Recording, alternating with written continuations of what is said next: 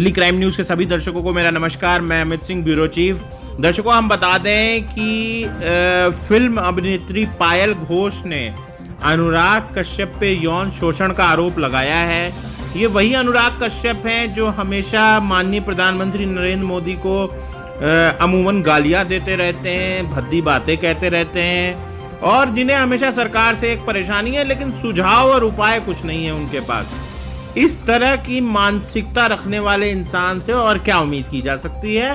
पायल घोष ने दर्शकों ये आरोप लगाया कि अनुराग कश्यप जो कि डायरेक्टर हैं और किसी फिल्म का ऑडिशन ले रहे थे, उसमें पायल घोष को इन्होंने एक कमरे में ले जाके उनसे अश्लील हरकतें की और उनसे कुछ सेक्सुअल एडवांसेस की डिमांड की बदले के रोल के। यही नहीं, उन्होंने ये भी कहा कि जो जिसको काम चाहिए, चाहे उन्होंने ऋचा चड्ढा का नाम लिया, हुमा कुरैशी का नाम लिया और एक दो नाम लिए, बोले कि जो हमें चाहिए हमें उनसे मिलता है। दर्शकों, हम बता दें इस तरह के लोग फिल्म इंडस्ट्री को बदनाम कर रहे हैं और ऐसे लोगों पे सख्त कार्रवाई होनी चाहिए। आइए हम आपको सुनाते हैं कि पायल घोष ने अनुराग कश्यप पे क्या आरोप लगाए रहे थे। तभी मैंने उनके ऑफिस में जाके मिली मेरे मैनेजर के साथ। फिर उसके बाद मैं उनके घर पे जाके मिली और सेकेंड टाइम फर्स्ट डे जब मैं उनके घर पे जाके मिली, he was very nice to me. मतलब वेरी नाइस बोले तो वेरी नाइस, वेरी स्वीट। मुझे बहुत अच्छा लगा, I was very much impressed. लेकिन बस सेकेंड डे वापस उन्होंने जब बुलाया तब उनके घर में गई तो चीज़ें कुछ अच्छा नहीं हुआ मेरे साथ, तो जिसके बारे में आज हम बात कर रहे हैं। उन्होंने मुझे अनकम्फर्टेबल फील करवाया और थोड़ा सा मुझे बुरा लगा। जो भी हुआ वैसे होना नहीं चाहिए था, क्योंकि ना तो मैं उनके साथ काम कर रही थी, ना तो मेरा उनके साथ कोई जान पहचान था, ना तो हम दोस्त थे, हम जस्ट मिले थे। तो कोई तुम्हारे पास काम मांगने आए हैं या काम के लिए मिलने आए हैं, इसका मतलब ये नहीं होता कि कोई भी कुछ भी चीज़ के लिए प्रिपेयर्ड है। तो वो उन्होंने ये नहीं सोचा और उन्होंने मुझे अनकम्फर्टेबल फील करवाया, जो चीज़ मुझे बहुत अभी तक हॉन्ट करता है। तो मैं जब कल इंटरव्यू दिया ना, तो उसके बाद यू वोंट बिलीव, मैं इतना अच्छा महसूस किया कि मुझे लगा कि मैं अंदर कुछ छुपा के रखी थी, वो मैंने निकाल दिया। आगे जो होगा देख लेंगे। ये 2014 के एंड या 2015 के शुरू में, वैसे जब he was shooting for Bombay velvet, उस टाइम की बात है। And that time he was not divorce with कल्की also, because उन्होंने कल्की का भी he said that my wife is very angry, she is in US right now. तब ये जवानी है दीवानी रिलीज हो चुकी थी। So he said like he is in US now, I will go and bring her back. She is angry with me. She doesn't like me with girls, and I am not cooking food for her, so she is angry with me. I'll go and I'll then bring her back and I'll cook food for her.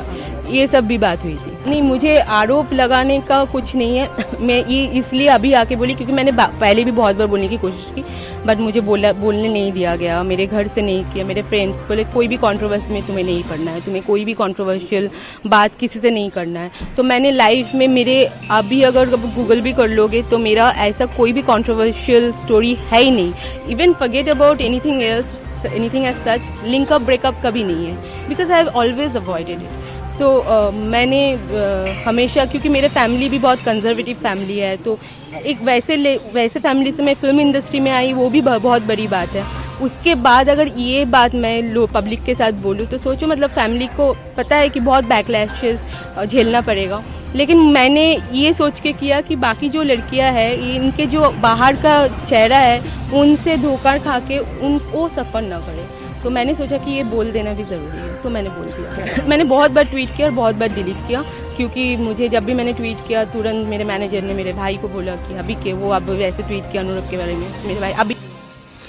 दर्शकों, आपने सुना कि पायल घोष ने क्या कहा। इन आरोपों पे अनुराग कश्यप ने ये कहा कि मेरी आवाज को दबाने के लिए इस तरह के स्पॉन्सर्ड लोगों को आगे लाया जा रहा है।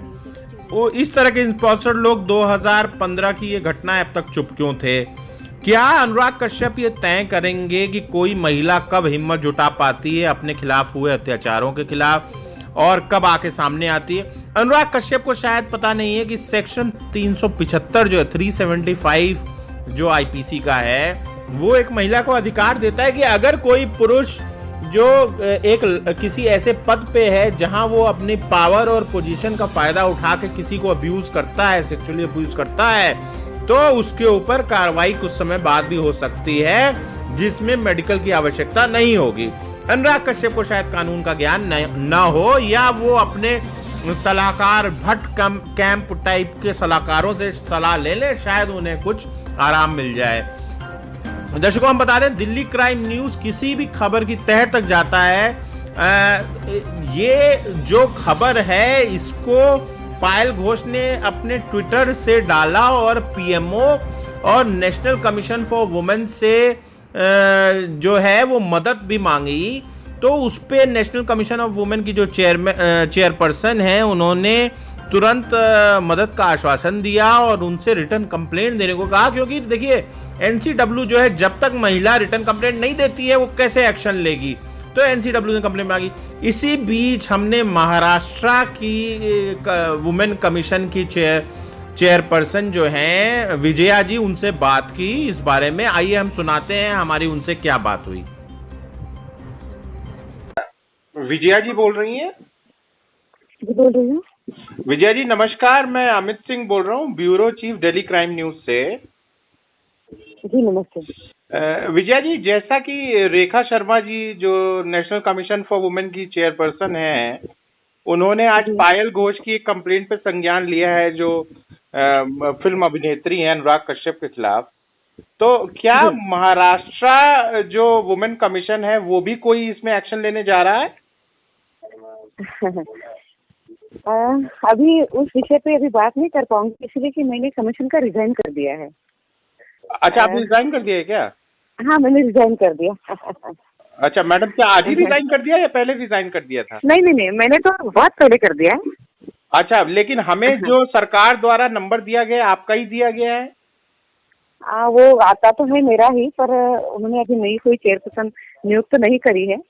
और अच्छा विजया जी, हम समझ गए कि आप ऑफिशियल पद पे शायद ना बने रहना चाहती हैं या छोड़ चुकी हैं, लेकिन एक महिला होने के नाते क्या आपको नहीं लगता कि जो फिल्म इंडस्ट्री है उसमें जो इस तरह की गंदगी है उस पे वुमेन कमीशन को सख्त होना चाहिए?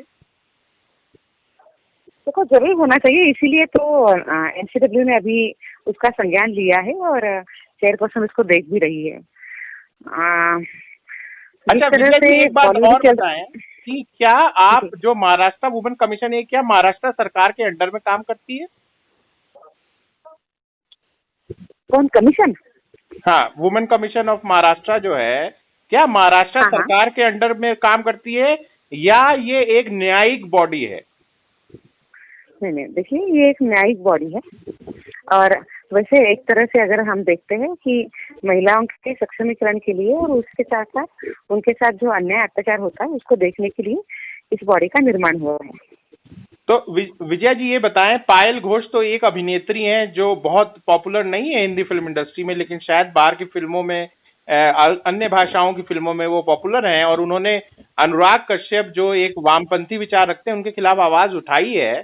तो उनकी बात को ये कह के दबाया जा रहा है कि भाई ये घटना 5-6 साल पुरानी है, तो अब क्यों आवाज उठ रही है? तो क्या आपको नहीं लगता कि धारा 375 जो है वो कहती है कि एक बड़ा लंबा समय उसमें दिया जाता है कि अगर इस तरह से कोई अपने लाभ के पद का फायदा उठाता है तो उसको कभी भी आरोपित बनाया जा सकता है। आपको नहीं लगता कि ये सब जो है ये एक तरीके का फ्रॉडुलेंट स्ट्रैटेजी चल रही है बात को दबाने के लिए? देखिए, एक बात है कि इस विषय पे कमीशन ने उसका संज्ञान लेना चाहिए, ऐसा मुझे लगता है। जो भी हो, अगर उनकी कोई कंप्लेंट है या उनकी कोई शिकायत है तो हमें जरूर सुनना चाहिए। महाराष्ट्र गवर्नमेंट ने, वुमेन कमीशन ने या गवर्नमेंट ने उसकी सुनवाई जरूर करनी चाहिए। आप बाद में जो होता है वो बाद में देखेंगे कि उसमें से क्या निकल कर आता है, पर अगर कोई महिला की कंप्लेंट है तो वो जरूर सुननी चाहिए। विजया जी, हम आपके मेरा ये मानना है कि अभी महाराष्ट्र में अभी वुमेन कमीशन ने अगर उसको संज्ञान नहीं लिया है तो नेशनल वुमेन कमीशन ने लिया है, वहाँ से निर्णय हो जाएगा। विजया जी, हम आपके विचारों से काफी प्रभावित हैं और काफी अच्छा लगा कि आपने बिल्कुल इम्पार्शियल और बिल्कुल अपना एक जो कहा जाता है कि न्यायिक व्यू दिया है, और हम चाहेंगे कि महाराष्ट्र वुमेन कमीशन भी इस पे संज्ञान ले, क्योंकि बॉलीवुड बहुत दिनों से इस तरह की चीजों में लिप्त रहा है और औरतों की आवाज को दबाया जा रहा है वहां पे काम के नाम पे। विजया जी, बहुत बहुत धन्यवाद आपका दिल्ली क्राइम न्यूज से जुड़ने के लिए। नमस्कार। धन्यवाद आपका, नमस्ते। तो आपने देखा कि विजया जी ने कहा कि क्योंकि एनसीडब्ल्यू ऑलरेडी इस मामले का संज्ञान ले चुकी है और इस पे एक्शन के लिए बोल दिया है, लेकिन महाराष्ट्र कमीशन भी जो है वो चुप नहीं बैठेगा। और विजया जी ने ये बताया कि इस मामले में जरूर महाराष्ट्र कमीशन फॉर वुमेन जो है वो इस पे एक्शन लेगा। तो हम आपको ये बताएं कि अनुराग कश्यप टाइप के लोग जो हैं, जो अश्लीलता और अभद्रता फैलाते हैं, जो जिनका अपनी वाइफ कल्की से काफी विवाद रहा और कल्की ने काफी आरोप लगाए इनके अवैध संबंधों के ऊपर, तो हम ये कहना चाहेंगे कि अनुराग कश्यप के होश ठिकाने लगेंगे और इस तरह के वाहियात जो लोग इंडस्ट्री में भरे हुए हैं इनको नंगा किया जाना चाहिए सड़क पे। और कुछ लोगों की वजह से जो है पूरी इंडस्ट्री को नहीं बदनाम किया जाना चाहिए। दर्शकों, ये इस खबर पे हम बने रहेंगे, देखेंगे कि इस पे क्या कानूनी कार्रवाई होती है और हम आपको अपडेट करते रहेंगे।